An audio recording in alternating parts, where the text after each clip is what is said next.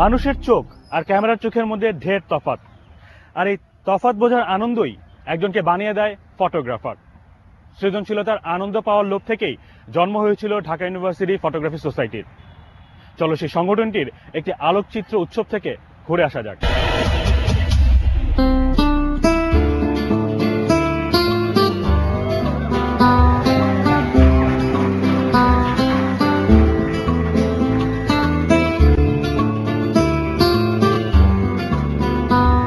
আলোকচিত্র উৎসবের স্লোগান ছিল আলোয় আঁকি আগামীর পৃথিবী।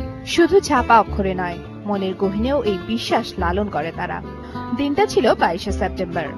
সকাল থেকে টিএসসিতে জড়ো হতে থাকে তরুণ ফটোগ্রাফাররা। বেলা 10টার দিকে সব আলোকচিত্রী এবং গুণীজনেরা মিলে ব্যানার নিয়ে র্যালি করে পৌঁছান শিল্পকলা একাডেমিতে। সেখানেই শুরু হয় মূল অনুষ্ঠান। স্কুল, কলেজ ও বিশ্ববিদ্যালয়ের ক্ষুদে, মধ্য ও যুবারা অংশ নেয় এই উৎসবে। সবাই তাদের প্রিয় ক্যামেরার স্বপ্নের ফ্রেমে বন্দী ফটোগুলো নিয়ে হাজির হয়েছিল উৎসবে। ডেলের সহায়তায় প্রথমবারের মতো আয়োজিত এই ফটোগ্রাফি উৎসবকে ঘিরে তৈরি হয়েছিল তরুণ আলোকচিত্রীদের মিলন মেলা। দিনভর আড্ডা আর আনন্দে ঝলমলে একটা দিন কাটিয়েছে তারা।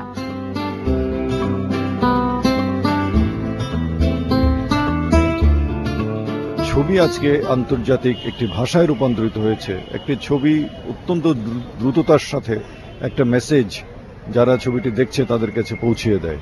অতএব ছবি যে স্বচ্ছতার নিশ্চয়তা দেয় সেটি আমাদের সমাজে অত্যন্ত প্রয়োজন। কিন্তু একই সাথে আমি মনে করি আজকের এই তথ্য প্রযুক্তির যুগে ছবিকে যাতে কোনোভাবে ম্যানিপুলেট না করা হয়, সঠিক তথ্যই যেন ছবির মাধ্যমে উপস্থাপিত হয়। ছবিকে বিকৃত করে, ছবির ভাষাকে পরিবর্তন করে মিথ্যা তথ্য প্রদানের কোনো সুযোগ যেন কেউ না নেয়। ছবি তোলা, ছবি উপস্থাপন করা, ছবি সংগ্রহ করা, সব জায়গায় যেন আমরা নীতি নৈতিকতা মেনে চলি। সেটি হবে আজকে আমাদের এই আলোকচিত্র উৎসবের মূল তাৎপর্য এবং শিক্ষা। বিশ্ববিদ্যালয়ের প্রথম দিনটি যেমন